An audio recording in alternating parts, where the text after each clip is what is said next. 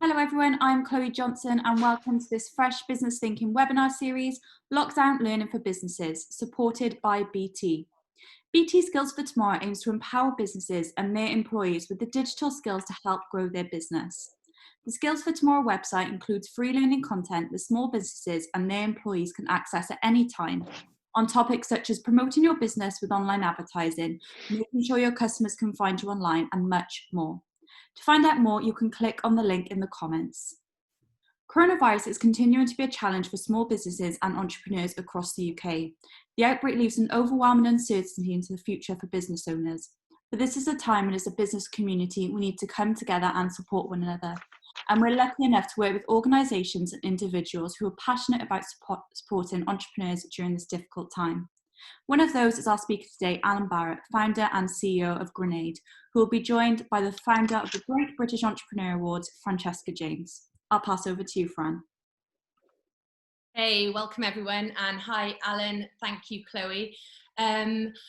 We have now done around 20 something of these webinars during these challenging times, and I've got to admit, and I'm not just saying this because it's you Alan, this has been one of the ones I'm most looking forward to.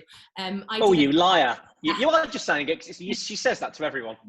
I did an in real life interview with Alan probably about maybe a month or so before lockdown. And what we're going to touch on today, and I'm not going to give too much of an introduction to Alan, because every time that I do give him an introduction, the numbers have changed so much, or that I'm factually incorrect by a couple of months. But I mean, if you're on this webinar, it's probably because you know Grenade. They have had absolutely phenomenal growth and have gone from startup to being one of the UK's most popular confectionery brands in a relatively short space of time. They're agile, they're true entrepreneurs, and we're going to learn a little bit about Alan's journey to starting Grenade, but most importantly, and I think most relevant, we're going to talk about what the last 12 weeks has looked like for him, how they've gone back to acting like a startup, and what they're excited about and maybe cautiously looking to with regards to the future. So Alan, shall we start off by giving a little bit of background to your story and where Grenade started before we jump into 2020? Yeah, of course. Thanks, Fran, for that lovely introduction. And actually, when you say that we're agile, you mean the brand is agile. I am not agile or flexible in any way, which is why I'm sat on a balance board, because I've got a bad back. So yeah, I'm anything but agile. But thank you too, kind. And so as you say, I think most people probably have a fairly good idea about Grenade, but just if there's anyone out there that doesn't, I've been in health and fitness and sports nutrition now for pretty much, I think it's 30 years this year. I don't look old enough, you're all thinking, but no, I'm 44 this year, so I did start when I was 14. I'd always imported, had various brands, worked in gyms, imported American sports nutrition products and distributed in the UK. And basically back in 2006, had the idea of having my own brand. And that took us pretty much 4 years to sort of line it up for launch in terms of saving up, trademarking, and so on. And that's we, because it's my wife and I, Jules, that co-founded Grenade. By 2010, we'd launched, basically we got a £500 passport to export loan to launch this brand. And then by 2017, March 17, we'd had the business valued at £72 million. So Jules and I sold some shares, hit the reset button and carried on. And then, that was 3 years ago, our last clean valuation. So no idea where we are now. All guns blazing, and we we keep growing as best we can despite everything that's going on, and having lots of fun doing it. So that's the briefest I've ever done that. Can I just ask, when we met and did one of these events in real life at the beginning of the year, one of the things that we were talking about a lot is how Grenade is front and centre at the point of sale of so many supermarkets, garages. Retail was a big part of your business, wasn't it? So it's a big question, but I mean, how has that changed, and how have you guys changed in order to deal with it? Yes, it's been horrible. So we spent, we're 10 years old this year. We spent the last 10 years getting the sexiest places that we could be in stores. And to me, that's petrol stations, convenience stores, well-known coffee shops, airports, train stations, anywhere where you've got huge footfall of people. And, you know, being in a supermarket, for instance, is great, and there's lots of footfall. But, you know, within the supermarket, there's certain places clearly that are better than others. And in supermarkets, for instance, we've always been kind of in sports, which has been at the back of the store, and really all the action is at the front of the store. So we spent all of our time and effort really over the last couple of years getting product kind of moved to the front of the store to sit with confectionery, to capture the people that just come in, who just want to get like a sandwich, a bar, a drink, a snack, you know, that kind of meal deal type crowd, who don't even go into the store, into the back of the store. And of course, then obviously March 23rd, I think it was, happened. And all of the best locations in the country became the worst locations in the country. So those that were open, like train stations and airports, were open, but there was no one in them. And pretty much still isn't, I think. Others, like coffee shops, were just shut. And then the other places that were open, then of course, have been so restricted in terms of product layout and what's available. The front of the store, as we know, has kind of been killed. So I mean, one thing with Grenade, we've always tried to do over the last 10 years is to, you know, never be over reliant on one product, one retailer, one country, one channel. And I just can't think of another brand other than, in fact, no, even, I can't think of another brand that's been in sort of as many countries as quickly and as many channels as we are. And even then, you know, it's still hurt. And I say that because, you know, Coke, for instance, don't sell anything online. You know, if you want to buy a Coca-Cola, okay, you might get a few big bottles online, or a few cans. But, you know, when you're thirsty, you're going into a shop.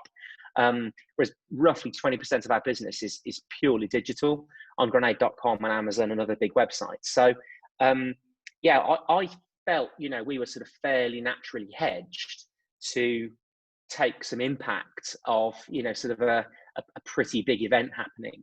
But then again, we didn't, think about this pandemic probably hitting as many countries as it did simultaneously, and just being so, you know, devastating within the case of a few weeks. We've really had to think on our feet, think operationally, get better quickly, really change focus and think about how we can, you know, maintain our sales and work with the retailers and, make the best impact online and change our marketing and, you know, cancelling events that clearly just weren't going to happen this year. And again, be really agile, as you said in the intro. And, you know, we've had to really think on our feet. And as you said earlier, it's been like being a startup again, which in a way, to be honest, I've quite enjoyed. Because, you know, prior to this happening, the first 3 months of this year, you know, we hit all of our Q1 numbers. They were quite aggressive numbers. We hit all those. But, you know, it's always huge amounts of pressure on myself and the team that we put on ourselves because, you know, we expect a lot and we want to grow the business and, you know, become $1 billion brand. But all that pressure was kind of on us. The minute it got to late March and then April, a lot of these channels were shut. Genuinely, there wasn't that much we could do because we can't make shops reopen again. You can't, I mean, we're lucky in the sense that we've got very sought after, healthy, long shelf life food product because we could have had stuff that was far less desirable.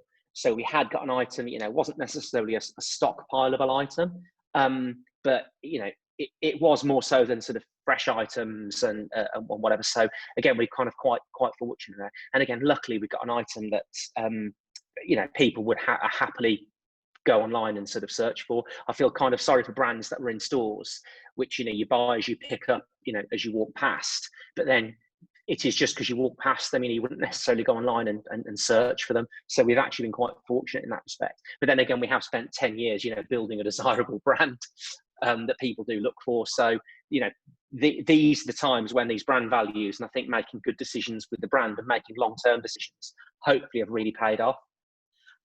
I know that you meant, because we caught up really briefly last week and you were saying that, and then you just said then that, you know, 20% of your sales come from online. And I know that you guys have been really working on developing what that user journey looks like. What is obviously clear is that, you know, you're embracing and improving on areas of the business that might not have got your full attention before. And I think as I ask you this question, Chloe's going to put a poll to the audience to see if COVID has sort of enabled them to embrace new areas. But I guess what's really interesting, and I think this is what you mentioned last week, a sale that you make through a direct channel on your website is probably a better sale, in that you know that user or that customer a lot more than you would have done it had they just picked up a grenade bar at the Tesco counter, for example. And I know that you mentioned that your online system is developing into a real world-class system, and it would be great to know, about a few of your learnings in building that and where you still think you've got to go. Yeah, so, and it's funny you say that, because my background, I used to work in a shop. So when I was like 15, 16, it was a sports nutrition shop. And since then I worked in gyms. So I kind of get face-to-face retail. And I'm one of those people, again, that kind of likes going into stores. And again, I think with Grenade, we've always tried to create a bit of theatre. And I think that's because I used to work in a shop, and working in a shop generally is fairly boring. So anytime you can actually have a brand or product you can get behind, and like I said, you've got that bit of theatre, I think it's quite a powerful thing. Retailers don't obviously have elastic shelves, so there's only so much stuff they're going to stock. And I made the comment earlier about the fact, being in convenience stores and airports and train stations. And, if you think in those stores, you've just got a handful of product, there'll be a few hundred products in that store. And, tea, coffee, well-known chocolate brands, crisps, it's incredibly competitive. So, we've always developed that on and offline model, bricks and clicks, actually, we call it. But I caveat that with saying that, an online business isn't my true passion. I don't know that much about it. I'm the generation that didn't grow up with it. So it's one of those things I've had to go and learn a lot more about. And, to be being perfectly honest with you, our website has always really sort of been fairly low on the list when it's come to actually developing the brand. We got quite lucky in the sense that, say, with 2012, we got a very, very desirable product back then, just with our weight loss product, Grenade, the thermodetonator. And we got an Amazon partnership really early. So from 2012, I just kind of thought, well, I don't really need a great website because I've got Amazon as my partner. And, everyone's on Amazon. And that's still the case. And I mean, we're growing, I've got the latest stats this morning, actually. I think we're still up, we're up 67% year on year on Amazon. And again, from a big number. So Amazon's still growing like a weed. The interesting thing is, our website is also growing at a phenomenal rate, and it's kind of two different users. And as you say, you made the point about getting operationally better. Like I said, it's never really been a focus for us, because you always get dragged into the day-to-day of working with Tesco and Morrison's and Asda and Holland and Barrett and Amazon, and then there's always not that much time left for your own website. We had recognised this late last year, and luckily from January, we've always had a Magento site, which to be honest is crap. And it's kind of as good as we can get it. And it's actually now, it's working really, really well, but it relies on lots of plugins and it's quite temperamental. So we're moving to Shopify Plus later on this year. And all that work was actually started in January. So, and your website goes live in August. So I'm really glad that we'd already got that underway when lockdown started, because we were sort of well underway with doing it. But as I said as well, with it becoming, having a very digitally contemporary brand, and then really needing to move quickly when lockdown happened, we've really put a lot of effort into sort of operational excellence. And now, not just my words, but, people have used the site, and we've had a lot of experts now look at the site in terms of our delivery. And I mean, it's absolutely world-class, just the delivery. And we know it's going to get a lot better when we move on to a new platform. And to give you an example, the amount of people that say they order, you can order it until midnight, for instance, and still get it the next day. You can't get that on Amazon. And I order on Amazon most days, but Amazon tend to sort of overpromise and underdeliver, in my view. Whereas actually, we probably, we'll do the opposite. So we'll underpromise and we'll overdeliver. So the amount of people that say, I can't believe it, I've just got my order at 9 o'clock this morning, and I ordered it at 11 o'clock last night. I mean, you couldn't get a heart transplant that quick, if you're in trouble. So it's super fast, and it's going to get sort of quicker and better. That's been something that's actually been really good to focus on. And like I said, it's going to get a lot better as well as the user journey continues. And as you were saying as well, it's quite nice now to know who more of our consumers are. Because otherwise, if they pick a bar in a train station on the way to work, that's brilliant, and we'll always get that. And again, you need that with an FMCG brand. But we don't really know anything about them. You don't know if they're male or female, or you don't know if they train or whatever. So it's really nice now to get to build up a bigger database of consumers, just so we can actually give them more of what they want. Yeah. Like I think, we learned probably about 6 months ago that half of our consumers don't even go to the gym. So to a certain extent in our social channels, we probably shouldn't do as much training content, because straight away half people aren't interested because they don't train. Stuff like that that's kind of fundamentally quite big. We know as well that half our consumers are women, which surprises everyone because we're quite a masculine brand, and it's kind of 50-50, but it's literally 51% men, 49% female. Well, And you wouldn't know that through retail necessarily. Well, amazing you should say that, because the question has literally just come through that you've sort of part answered, from Mark Herschel, who said, you've got what appears to be quite a male-dominated range of products and brands in terms of names and logos. And was that intentional from the beginning? And if it was, do you know what the female sales split is? Which obviously you do. Yeah. So the sales split, yeah, I've just given it you. Yeah, it was quite intentional, to be fair. And I'll tell you for why. We've never wanted to alienate women at all. In fact, quite the opposite. And I think a lot of the brands had always kind of pandered to women a bit in terms of what they thought women wanted. So, we're a training brand, so we're obviously sports nutrition brand. So when we started off with our sports nutrition stuff, which is still, pretty big for us, everyone who used that stuff trained, because you can only find us in gyms and specialty locations. We've always supplied the military and done a lot with the military, and you can't really kind of feminize that, so to speak. You kind of are what it is what it is. And I know that years ago, Jules and I promised ourselves we'd always stay true to our brand, and all of our competitors were doing what we call pink it and shrink it. And by that, they do like a male fat burner, it was kind of, let's say it was 100% strength. And then they do the female version, which was half the size, half the strength, and pink, because that's what women want. And it's just like, do women really want that? Because I worked in a gym for 10 years, and I never, ever I had lots of women ask me about weight loss. I never had a woman come in and ask me for the weakest product we could find. They always wanted the strongest one.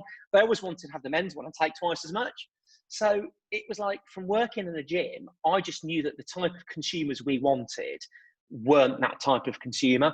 Now, again, other brands, maybe their consumers were like that, but ours were kind of edgier, more hard-hitting, dare I say, kind of more into really serious fitness. They weren't I want to take a fat burner, but I don't want to lose too much weight, and I want quite a weak one, and it's got to be pink because I like kittens, and everyone likes kittens, and all that. And it's just like, those just aren't our consumers. And weirdly, we realised that 10 years ago. And I think nowadays it's kind of that now seems a lot more obvious, but it was always obvious to us, but I think wasn't that obvious to lots of other people. So, for instance, we had the opportunity of going into Boots years ago. I mean, within a year of starting the brand, and it's a weight loss brand, and it's Boots. It's like thousands of stores. It's massive, but they want a pink one. And we don't want to do a pink one. We mocked it up. I've got it downstairs in my little trophy cabinet of stuff we've never launched. But we just refused to do it. And 3 times we turned down Boots. And don't get me wrong, we needed the sales, we needed the money, but it wasn't the right thing to do for the brand. And I think with these consumer brands, there's always a founder behind them. The minute you kind of sell out, you have to do what's important to you. You have to, try and do the right thing and stay true to the brand, because it's an extension of yourself. If you don't stay true to the brand, you're not staying true to yourself. And genuinely, the amount of times, people don't need supplements. You can do all this stuff. You can lose weight. You can do all this stuff without supplements. It's probably harder, but, I'm always super honest in that respect. I never wanted to sell someone something that actually wasn't right for them, because they won't come back, and selling something to someone's frankly quite easy. And that's not the way you build a brand. To build a brand, you have to get consumers coming back again and again and again and again. And for them to come back again and again and again, it's got to bloody work. So if it doesn't, so again, thinking it through, it seems fairly straightforward to me in that sense. But that's where the whole male and female thing comes from. And to be honest, my favourite advert ever as a kid, which most of your viewers probably won't remember. Do you remember the Yorkie advert? Yeah. The Yorkie, the chocolate bar. Do you remember the strap line for the Yorkie advert? It's not for girls, wasn't it? Not for girls, exactly. And do you know who bought it? Girls. Women, yes. Yeah, exactly. So they made a whole campaign, because I remember Yorkie was like truckers, wasn't it? It's a big chunky chocolate bar for big hairy truckers.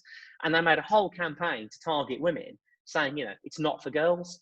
And women went out and bought it in the droves. And it's just a really clever reverse campaign.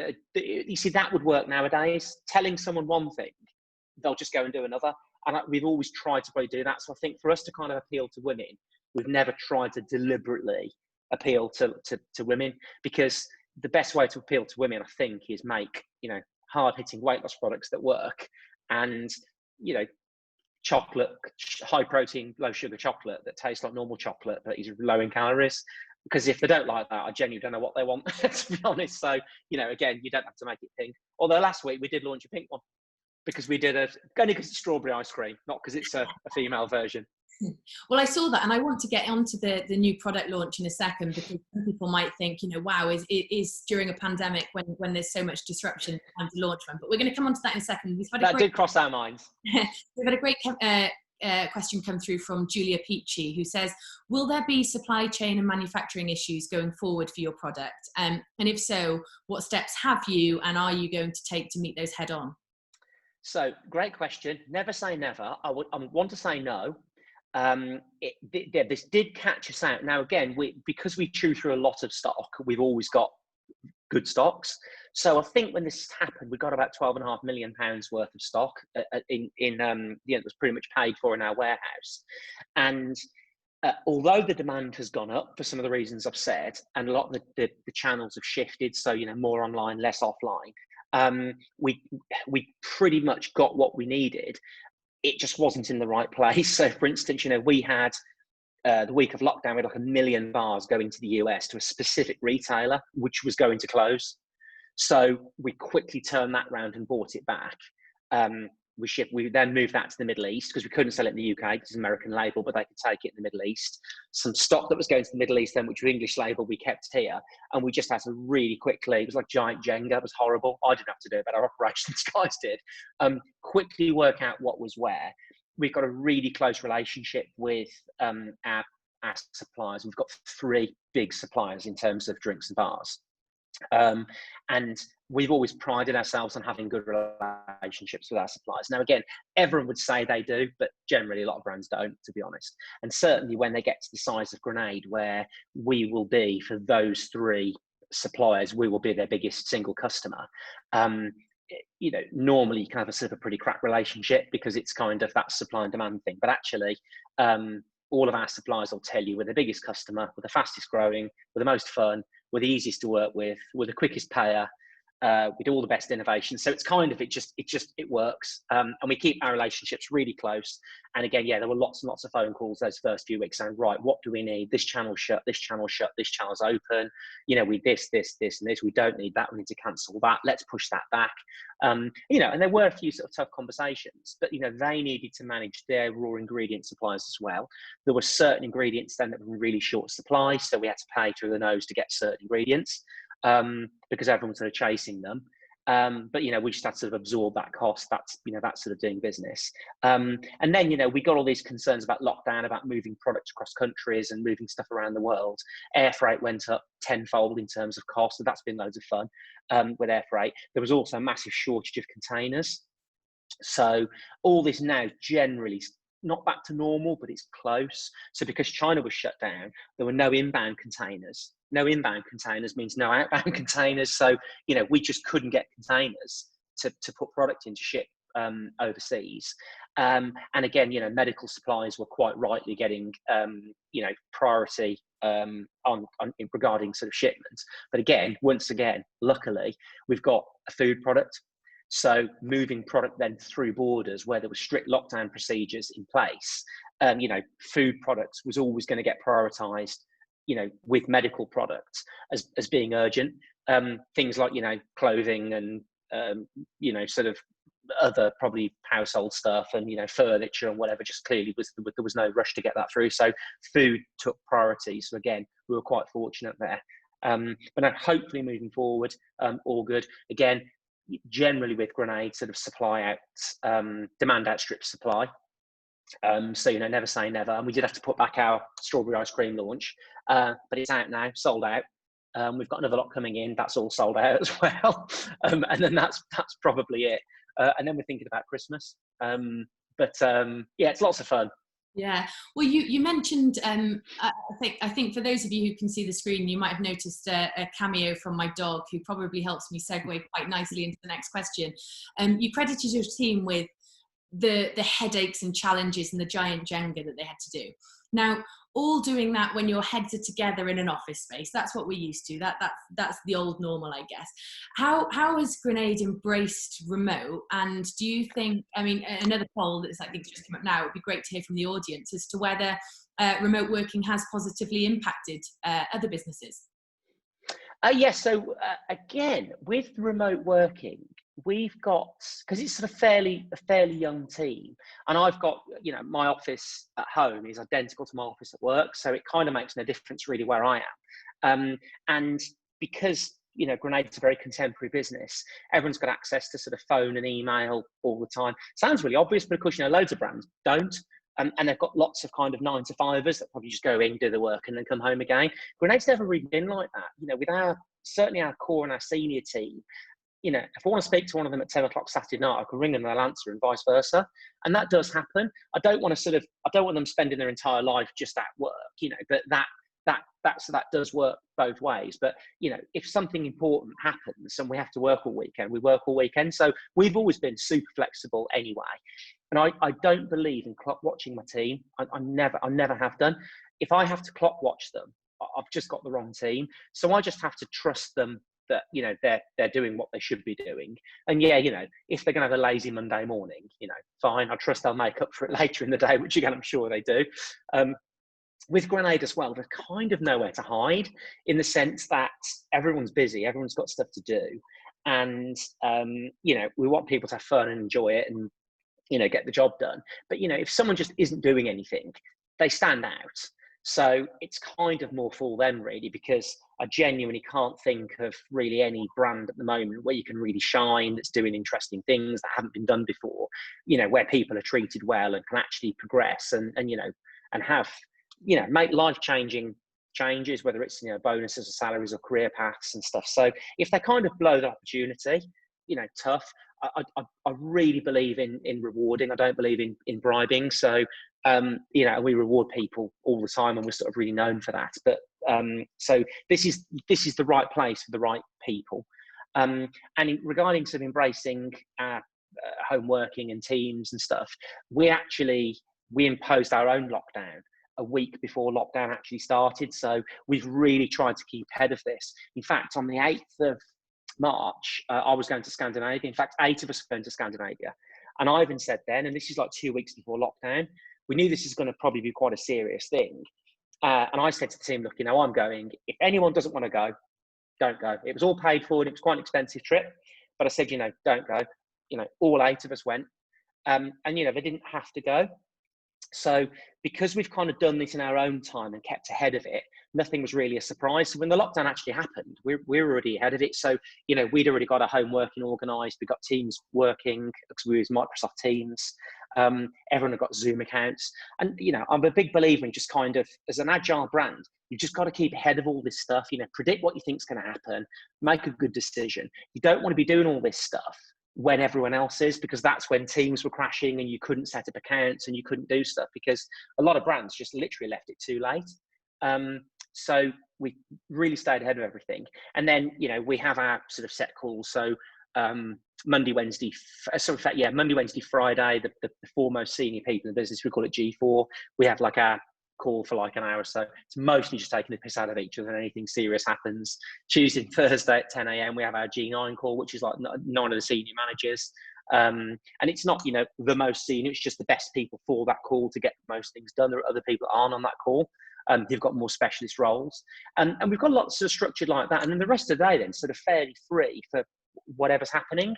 And then, most people are working from home. We shut our office for the most part. I think it was closed.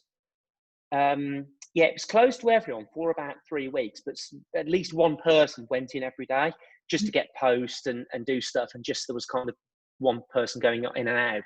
That's now open. There's about 10 people going in and out. I'm in tomorrow for a board meeting. But we've said to the guys, if you need to come in, come in. If you don't need to come in, if you work from home, don't come in. And we've got like a rota system where, we're going to have X amount of people in there and, book your desk. And we've got cleaners going in like 3 times a day, which costs a fortune.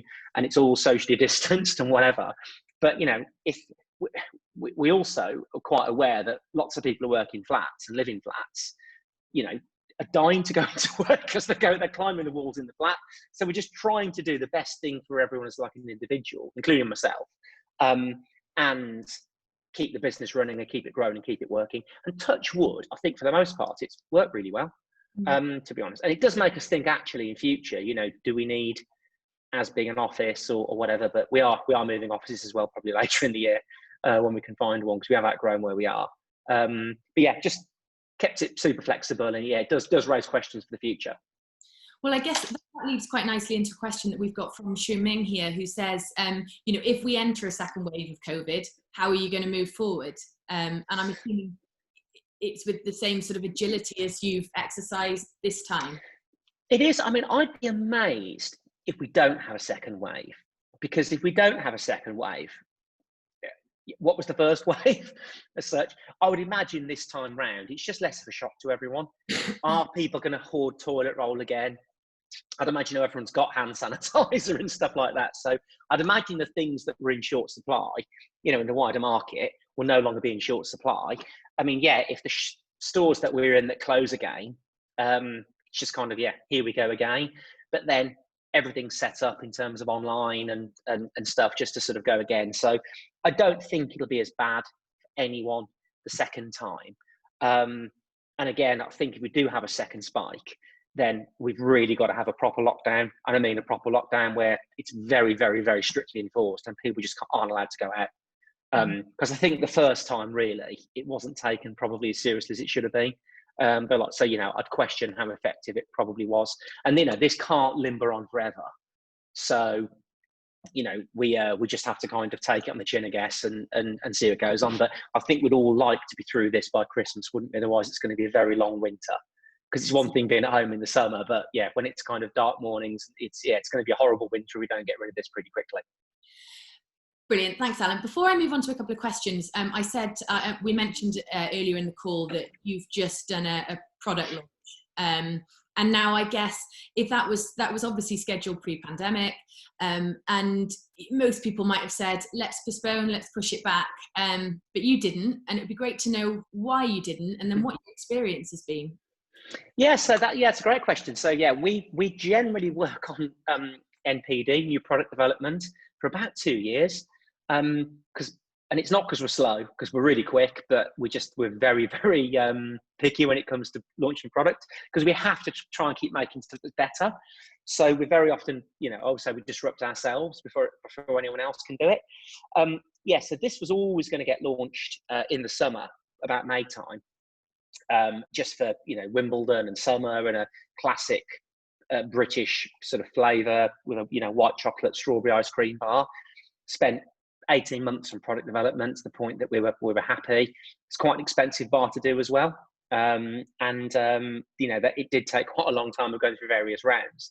And so it's all kind of agreed, and then March happened, and we just thought, all the places that we got who'd pre-ordered products were either closed or, with very, very limited footfall. So, the immediate response was just that we just won't do it. And we actually, so we just said, right, let's not do it. We sort of cancelled it. And then we had that feeling probably for about 3 weeks. And then we thought, do you know what? Just everyone's that sort of, everyone's that down, and there's no good news coming out and stuff, and people love a grenade product launch. Why don't we just do it? And what's the worst that can happen? And okay, all the places that we're going to take it, we'll have to just find other places that can take it to a certain extent.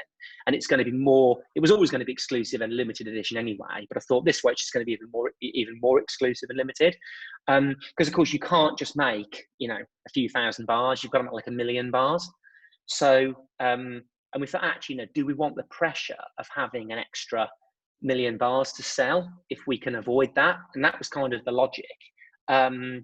And yeah, cut long story short, we just thought sod it, decided to do it, launched it, sold out. Another wave comes in a few weeks, that's already pre-sold.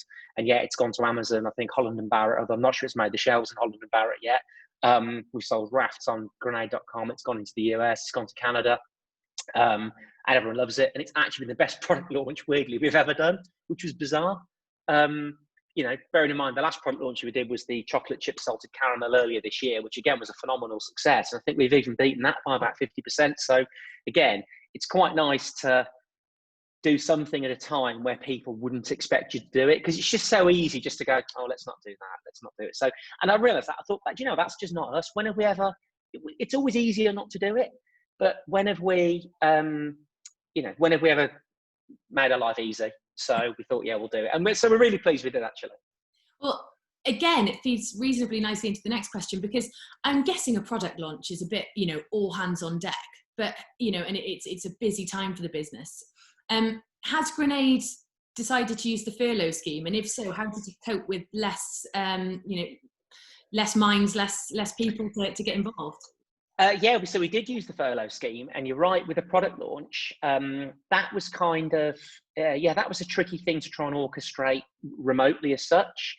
But then again, in a way, it was easier when certain stores were just shut, because there wasn't a conversation to be had because they're closed.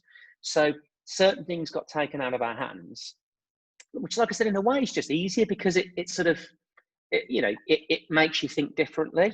And with regards to the furlough scheme, and, you know, when this happened end of March, we thought, okay, this is going to get pretty bad pretty quickly, which it did.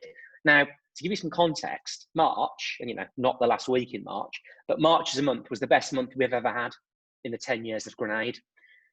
The April was probably one of the worst months we've ever had. Yeah. So to go from one extreme to the other, and we thought, actually, you know, when's this going to come back? When are these stores going to reopen? You know, gyms didn't just shut; they're still shut. And we thought, okay, for a start, you know, we sell product to gyms, and again, it's just another channel that we work with, so we can easily not have that channel. But we were thinking, well, all the people that go to the gym or now aren't going to the gym, I wonder if which way they'll go. Do they just think, sod it, just sit at home, eat chips and chocolate and, you know, ice cream, do a Bridget Jones and eat ice cream all day long and just think, you know, woe is me and I'll train later in the year? Or are they kind of going to go full bore health and fitness and kind of go the other way? And we had a conversation about this, and I thought, actually, I think people are going the other way, because you've got, which actually happened. So all the people that were really into training were like, right, we're going to train from home, we're going to make the most of this. Because again, they had the time to do it, the weather was amazing. You know, and for the first time ever, the government was saying, go and exercise once a day. So you've got all these people as well who've never trained in their lives now actually started training, admittedly, you know, walking, running, cycling and stuff. So we actually got a lot of new consumers, you know, in that time, which we wouldn't necessarily have predicted. Yeah, it's, you know, the market you're in is the market you're in. But, you know, we were thinking, okay, let's really go lean and mean here, because, you know, having had a startup and again, your viewers will appreciate this. You know, cash is king and cash flow is king, obviously, as a startup business. And we've never forgotten that. You know, we know the value of a fiver. So although, you know, we've got a budget of millions of pounds and we were on track to do probably 100 million revenue this year, we quickly sat down and thought, actually, right, where can we turn off some taps here? So, I mean, even like we sat down thinking, you know, where can we turn off taps at the office? So we thought, right, the bin collections, we don't need the bins collected because there's no one in there, so there's no rubbish. But, you know, that was like £1,000 a month. And we just made a big list of all this stuff. And when we added it all up, you know, it was huge. And there's stuff on there that was 50 quid. But there was stuff on there that might have been 50,000 quid, you know, that might have been for a show. So, and when it came to staff and the team, okay, you got everyone sort of sat at home, and we had probably about 17, I think it was 17 people who, through absolutely no fault of their own, couldn't do the job because that channel was shut. We got people working in food service, you know, closed, looking after coffee chains and special closed, gyms closed. So we got international accounts. We've got field sales reps whose job is to drive around stores. Can't do that. They're either shut, and again, you don't want to drive in round. people that were a team of 8 in the US, which again was hit around New York, which was hit harder than we were. So again, they just couldn't go out. So we furloughed 17 people, topped them all up, and just said, guys, you can't do your email, you can't do anything, you can't do social media, sit at home, stay healthy, look after yourselves, and we'll see you in 3 weeks. And, that's what we did. And after 3 weeks, we were just, they were clamoring to come back. We were clamoring for them to come back. And I think we furloughed 17, and then that went straight down to about 5. But again, we just tried to do it tactically and rotate through. And again, actually, to give the team a little bit of time off, and we got vulnerable members of the team, we've got family to look after, and we've got, kids and health priorities, and kids have got health issues and needed a shield and stuff. So we just kind of tried to do it in a way that was fair for them, fair for us, and fair for the business, and made sense. And I think, that initial furlough scheme, I think that saved us about £43,000 a month, something like that. So, pretty substantial. And when the governments are offering to support you, and let's face it, we're all going to be paying for this for years anyway in our taxes, while that help's available, take it. Absolutely take it. And again, that enabled us to take a chunk of that money and products and whatever actually, and sort of put it back into the NHS. So we had 43,000 we saved on that furlough scheme the first month, but then we provided £250,000 worth of product in the NHS, which we wouldn't have been able to do as much. So it's just a matter of kind of trying to do the right thing at the right time in the right to the right people, if that makes sense. Yeah, absolutely. We've got loads of questions come through, Alan, so I'm going to fire through a few of them if that's all right. Is one of them, what's this new drink I'm drinking? Because this is our new flavour of Grenade Energy, which I've craftily taken off the label so no one can see what flavour it is. Okay. I guess. Do you want to know what flavour it is? Because it's written on the other side. I don't know if you can see it. There you go. It's written in reverse. Everyone says, if anyone can't see it, it says mind your own business. I thought you would ask me, and I was just going to go, there you go. Sorry, I didn't take the bait. Subtle. No, I didn't take the bait. Never mind. Okay, so we're going to marketing now, and Stu Campbell Karen asks, which marketing channels do you think work best for your brand? PR, social media, paid advertising, influencer marketing, and what's the Grenade secret sauce? Because you are a very social brand. Yeah, the secret sauce one I'll come on to, and although it's going to be the same answer for probably both. You do have to do a bit of everything. I think Twitter's never really worked for us, to be honest. I don't think Twitter for brands is particularly that effective. I think Twitter's better for individuals. So from an example perspective, if I was on Twitter, I'd be more inclined, say, to follow, the driver of a Formula One car than the team as such. Or maybe I think, you probably find individual footballers have got bigger followings than the team as such, because you're kind of following that person. And I think because Grenade has never kind of had that person, that's never really worked for us in terms of Twitter. Instagram's been really popular, and probably I'd say consistently the best for us out of those type of platforms, just because it's really visual. And we're a really visual brand. So Instagram works well. Facebook, again, is the one actually we've got the biggest following, but I wouldn't say it's the most engaged following. And that kind of feels now to us probably starting to feel a bit old fashioned. The amount of people that come up and go, oh, I can't believe you're on Facebook. And, they're on other stuff, because obviously that feels a bit like people's mums and dads on Facebook, so to speak. So for me personally, LinkedIn's my best channel, and I've got 10 times the following on LinkedIn that the brand have got. But again, it's back to that, business and individual type stuff. And then there comes all the sort of the paid social, PPC and whatever, which is not my area of expertise whatsoever. And we're really learning with that. That's extremely effective in terms of but we try and do it in a very specific way. And I'll give you an example. I hate being sold to. And there are certain brands who are just online, and they just chase you all around the internet, and it just drives you insane. And they will just keep on badgering you until you buy anything off them just once, and then they've kind of got you forever. I hate that. And I've said to the guys, never, ever, ever do that. I never want people to be kind of turned off by that type of marketing. So, that works for brands who've got lots and lots and lots of products. Actually, we don't. We've got only quite a small handful of products. So ours is a lot softer, more gentle. It's probably more content based. We try and do stuff that's more relevant. we don't just kind of chase people over the internet trying to flog them something and, you know, make a bit of money. I just think we genuinely try and have a better relationship with our consumers than that, because we ultimately have something that people want but don't necessarily need, if that makes sense. So you just have to be really careful, and that's just a personal preference of mine. And as we learn, the headroom there, you know, is absolutely huge, but it's doing it the right way. And especially as well, if you're a solely online brand, it's fairly easy because the only place you can buy that stuff is online. Whereas, you know, I mean, I'm struggling to think of places in the UK, for instance, that Grenade isn't. You know, we're in every retailer you can think of. We'll be in every gym, we'll be in every convenience store, every supermarket. So we're kind of like Coca-Cola in that respect. It's one thing building like a big digital brand, but we're available everywhere. So a lot of the time, you know, we'll do stuff online, and people will just go and buy it from the store.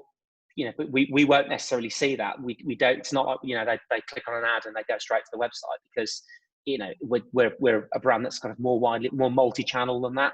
So it's a bit different from us than most of the brands. Yeah. I'm sorry, the secret sauce question and secret sauce. So secret sauce, everyone asks this, and it's a really crap answer. But in terms of what works for us, I think it's a bit of everything. And again, I'll give you some examples. People were asking me this for years when we first started the brand, and they'd say, you know, what is it? How did you grow the brand? What is it you did that other people didn't? And I always say we did everything. We made the best products. We made the most memorable, best branded products. You know, we made the best quality, so we were never going to be the cheapest, and we never will be. We did all the shows. We did all the shows with a tank. We had the best team, you know, the most engaged team. We had the best social media. We're doing stunts that no one else is doing, like, you know, driving tanks through London and doing that sort of stuff. And we've got stuff actually lined up later on in the year, which is kind of even better than that. That's kind of the tank of the 2020, so to speak. So we could just continually make serious product, but don't take ourselves seriously. I think we've been kind of the most inclusive. We've talked about the male and female argument. Whether people do or don't train, they equally find good reasons to use us. And we're kind of a bit like Land Rover in that respect. So, you know, lots of people go out and buy a Range Rover or a Defender, but that's a very, very, very capable off-road vehicle. But most people don't take it off-road. But because it's created that real authenticity, which has taken years, people just like to know it can. Yeah. And I think there's a lot, and that, the reason I say that we're like that with Grenade is, you know, we make product for the military and elite military, like, you know, special forces in multiple countries who use really specific products of ours. And for most consumers, I mean, what I'm drinking a product called Defend. It's an Evolvic bottle, but I've got a product called Defend here, which we sell to the British military, and they absolutely live on the stuff. So, you know, I'm just drinking that sat at my desk today doing emails. So, you know, I'm not running around Afghanistan getting shot at, but there's an element, it's a bit like that Land Rover argument. There's an element of people getting comfort from something, which is kind of way better than they need, if that makes sense. You know, we supply Olympic athletes as well. And again, you know, I just train because I enjoy it. You know, I'm far from an Olympic athlete, but we're using the same stuff. And it's a bit like, why do people buy supercars? Why do you buy a car that can do 200 miles an hour when the legal limit is 70? You know, and it's kind of that, but it can. And I just like going above and beyond for Grenade. And I think consumers now kind of get that. And we've got something that brings a smile to people's faces. And I think as we enjoy it, that's infectious and people see that. And I think there's all these little reasons. And the reason I say it's everything, we do more sampling probably than anyone else does because we really believe in the product, and that's expensive. And it just works internationally. You know, the word grenade is the same in every country in the world. A grenade is a grenade, no matter where you go. And there's lots of brands who sort of copy what we do, but their names are a bit meaningless. And again, you know, it's even more meaningless overseas. Just a lot of the translations just don't work, or they're not words that make sense. Where grenade, like it or not, it's really impactful. And the final thing I'll sort of say on this is, I think lots of brands really want consumers to love them. And actually, we realized years ago that consumers don't have to love your brand. They just have to have an opinion. And it's better if that's a positive opinion, but you're never going to keep people happy all the time. And actually, if people hate your brand, that's absolutely fine, because for everyone that hates it, someone else will love it. And if you got that to be 50-50, you know, you've got a lot of people that love your brand. The worst thing you can have as a brand is people not have an opinion, and people have an opinion on Grenade, which is overwhelmingly positive. So all this stuff, I think, just adds up. And again, I could go on about the team, and you know, I just think we get the best people, the most passionate people. We've never lost anyone we wanted to keep. You know, it just goes on and on and on. So there's probably 30 reasons, which I think are the ingredients for the secret sauce, really. Hence the question. It's not just one thing. Well, we've got so many questions. So I'll do my best to get through as many of them as we possibly can. But I think whilst we're asking these questions, Chloe, if you could put up the last poll and we can revisit it at the end. It's about optimism going forward. But it'd be great to get your opinion. The next one is come in anonymous, but it's someone who admits to being a huge admirer of what you've achieved with Grenade. But what they're asking, and I think it ties into what you were mentioning about Facebook and whether you should be on there. How does Grenade remain relevant with millennials and Gen Zs when arguably it's slightly older than the Gymshark generation? Yeah, that's a good point, because the thing is, I don't know what I don't know. And like I said, I'm 44 this year, so overwhelmingly, I've always made product that I would use, because that's the only thing I can really base it on. And yeah, it's important to kind of see what's, you know, is up and coming, and you know, things like, you know, new brands like Gymshark and clothing brands who are great friends of mine, and you know, saw them grow, and we were doing the same shows back in 2012, and you know, still are in sort of almost daily and weekly contact with each other as kind of similar fast growing brands where there's no conflict of interest. And again, Ben from Gymshark, I think, has just done the same. You know, he's made clothes that he wanted to wear. He's not thinking about his parents or, you know, if he has kids. And I'm the same. I've just made products that I want to use. And that understandably attracts probably people of, you know, the same sort of age demographic. So a lot of people have kind of grown up with Grenade, but I think so far we've been able to get, and this won't be the true, I don't think, of a clothing brand, because I think clothing wise, you don't want to wear what your parents wore. But I think food wise, for instance, you might be more inclined to eat what you grew up with. So the point I'm making is, a lot of people now are my age who've been using Grenade for 10 years.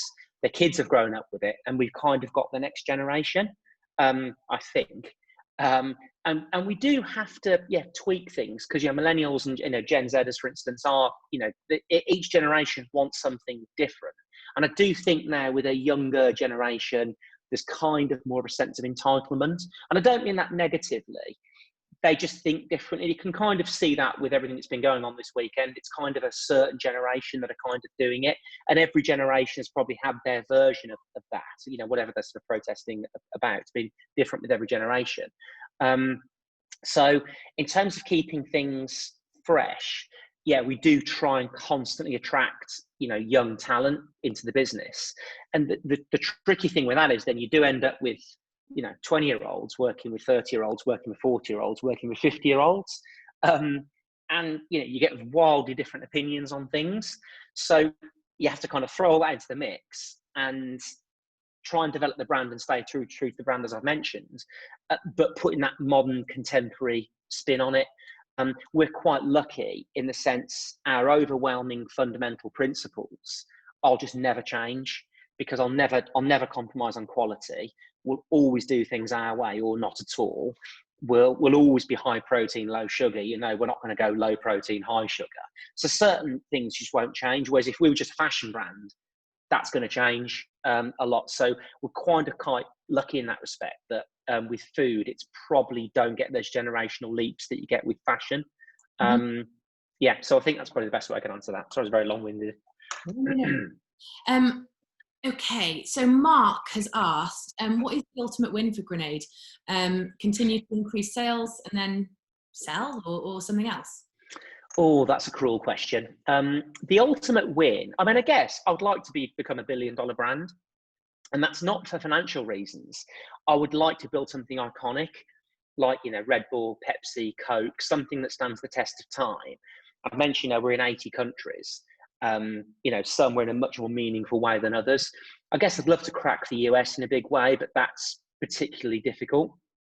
Although we have got good wins over there, and we're flying in Canada as well. So I guess kind of more of the same. Sounds a bit of a crap answer. And I suppose in terms of selling, yeah, it'd be nice to say sell the business to a big chocolate brand or something for a lot of money.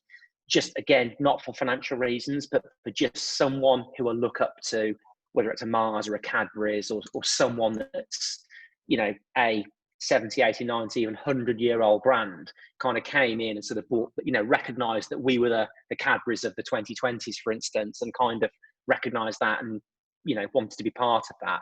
I suppose that'd be quite a nice win, because I don't have any kids, so you know, I can't do it forever, and I've got no one to pass it on to. So I don't want to kind of be the richest person in the graveyard, like, you know, sort of, and just pop my clogs on when I'm 50. So you do start to think about exit, but I think that's probably a long way away, because we're kind of having too much fun and there's too much to do. And I'm a workaholic and I'm unemployable. So if I can't work at Grenade, this is the last job I'll ever have. And if I get bored, I'll God knows what I'll do. I don't trust myself.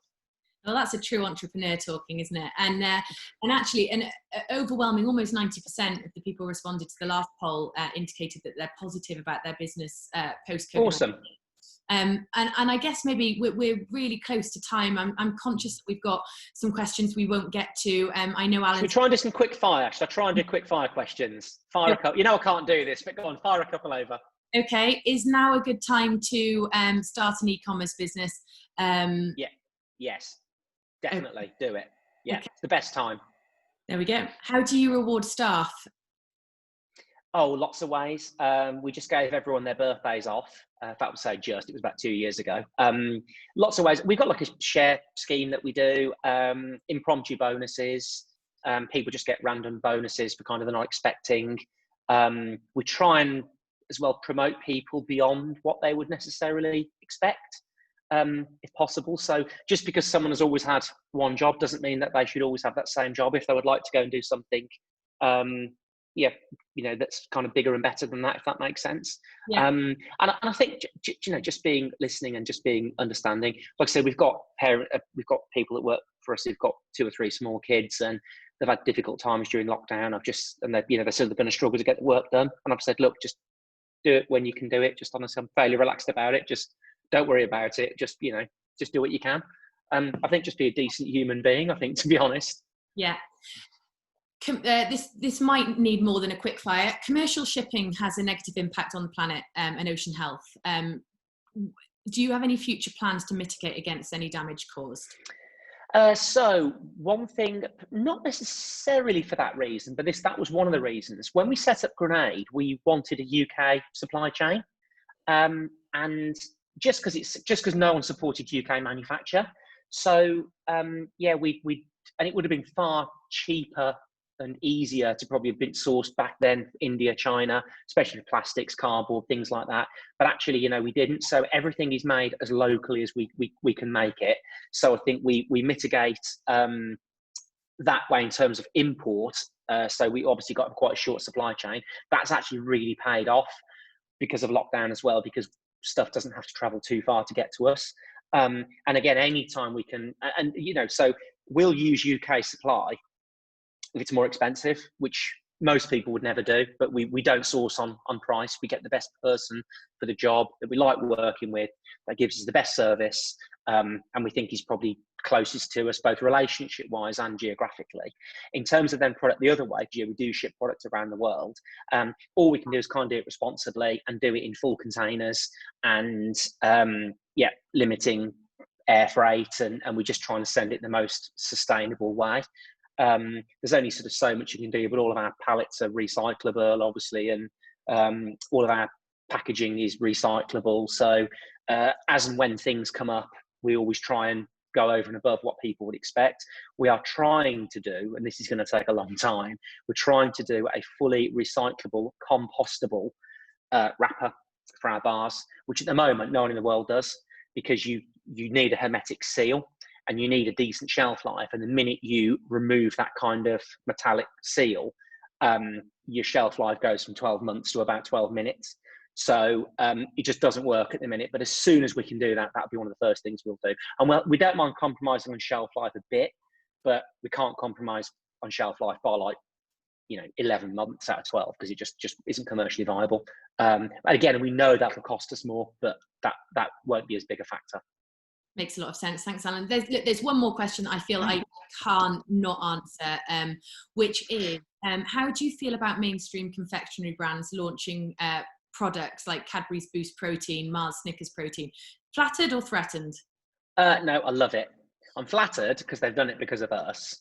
And I don't feel threatened at all because it's really hard for them. You see, we kind of invented our own chocolate bars. So, a Carb Killa bar has always been high protein, low sugar. I feel a bit sorry for them in the sense when they do a Mars version, which has been very high in sugar and low protein, to try and do a protein bar version of that just doesn't work. So, and there've been some good attempts, to be fair.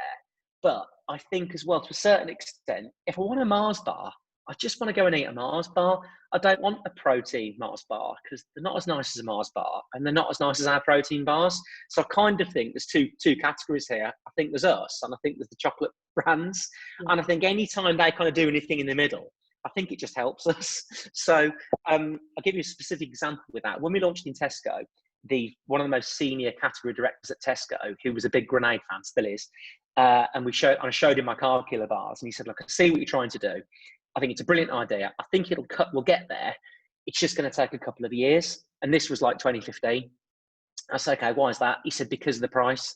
He said, "Because if somebody wants," and he used to work for Mars, so he said, "You've got someone paying 60p for a Mars bar, or whatever the price is. It's a big leap to £2.50. He said, "So it'll just take a while to kind of nudge consumers that way." We did it in about 6 weeks because Mars launched the protein bar. So what happened was 90% of people went out and bought a Mars protein bar and 89% never bought another one. But what happened was Mars got people to go from 60p to £2. And then we were like 250. So they took most of that leap themselves. And they kind of pulled all of their millions of consumers into the protein bar category, who then saw us. So, flattered. Thanks very much. Fantastic. Well, look, I think that's a brilliant space to end. Unfortunately, we don't have time to finish. I know, Alan, you're very active on Instagram, and I think you're at Grenade CEO. Is that right? So yes, that's right. Yes, I think myself then. I was confused. Yes, Grenade CEO on Instagram, and I'm on LinkedIn and stuff. I can't get into personal correspondence, but I do love to connect with people, and people are very welcome to send me stuff and tag me and stuff, whatever. I do love it, but as much as I'd love to answer 500 questions a day, I just can't, I'm afraid. But that's why these are important then, because I get great questions, and then lots of people can hear the answers. So I always enjoy doing them, especially with you, Fran. It's always a pleasure. Thank you, Alan. That's very kind. Well, thank you everybody so much for joining us. Alan, you've been brilliant. Look forward to following Grenade from success to success and beyond. And look forward to seeing you later on in the year at the Great British Entrepreneur Awards. Count on it. And thanks again for organising this. Much appreciated. And for Chloe and the rest of your team as well. Much appreciated. Thanks, Fran. Have a great day. See you soon. Bye. Thanks, everyone. Cheers. Bye. Bye. Bye. Thank you everyone for joining. Just to let you know, the webinar will be available from 5 p.m. today if you do need to recap on anything. Alan's LinkedIn is in the comments. If you would like to connect with him, then you can do. To find replays and future webinars, you can go to www.freshbusinessthinking.haysummit.com. Thank you very much for joining us.